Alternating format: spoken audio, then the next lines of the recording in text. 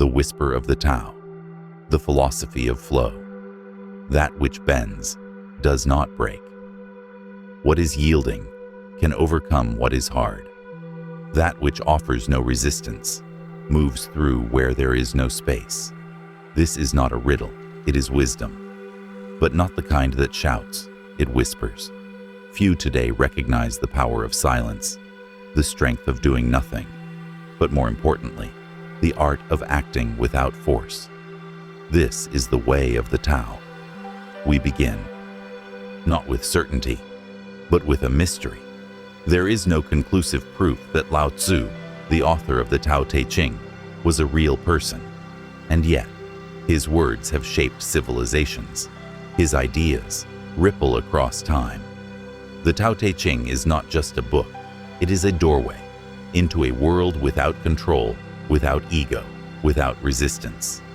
At its core lies a single, paradoxical idea: Wu Wei, commonly translated as non-action, but better seen as effortless alignment with the universe. Imagine a moment where time slows, where you are fully in the moment, completely immersed in what you're doing. No striving, no pushing, just flow. Athletes call it the zone.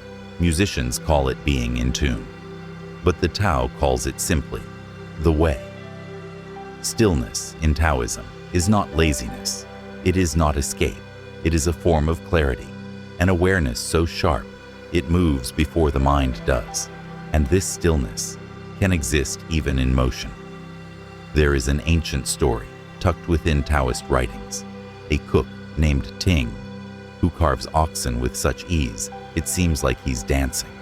When asked about his skill, he simply says, "I do not look with my eyes. I follow the way. My knife flows through the spaces where the ox was meant to come apart." This is not talent. It is not instinct. It is the result of alignment, a merging of intention and nature. Ching's knife had not needed sharpening for 19 years. The point? When you move with the current, you do not dull the blade. You preserve energy. You preserve yourself. Taoism speaks often of water, because water is the most powerful weakness known to man. It is soft, yet carves through mountains. It is humble, yet nourishes all life. It does not resist, but it transforms everything it touches. In the Tao Te Ching, Lao Tzu writes, "The supreme good is like water. It benefits all things and does not compete." This is the spirit of Wu Wei. It is not about passivity.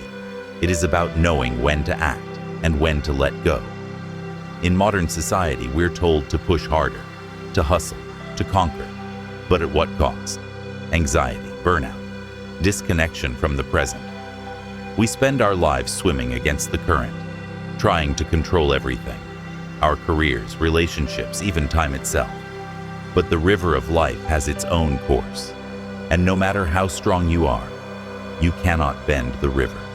You can only navigate it. To live in harmony with the Tao means to let go of the illusion of control. To understand that most of life happens beyond our reach. We don't command the rain to fall. We don't force wounds to heal.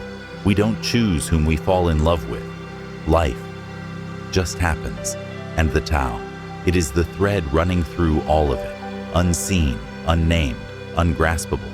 The Tao that can be spoken is not the eternal Tao. The name that can be named is not the eternal name. So how do you find it? You don't. You simply make space for it, by letting go, by embracing stillness, by becoming like water. When you stop forcing results, you allow things to unfold as they're meant to. This isn't giving up, it's aligning with reality. In Taoism, the task is never to control the outcome. It is to become present with the process. Whether you're dancing, working, thinking, when you enter a state of flow, you dissolve. The ego disappears, the past fades, the future becomes irrelevant, and all that remains is this moment. This is where the Tao lives, not in temples, not in books, but in the unfolding of now. So the next time you feel overwhelmed, ask yourself, are you swimming upstream? Are you resisting the flow? Or are you becoming the river? Because the river never hurries, yet everything is accomplished. That is the Tao. Thank you for watching.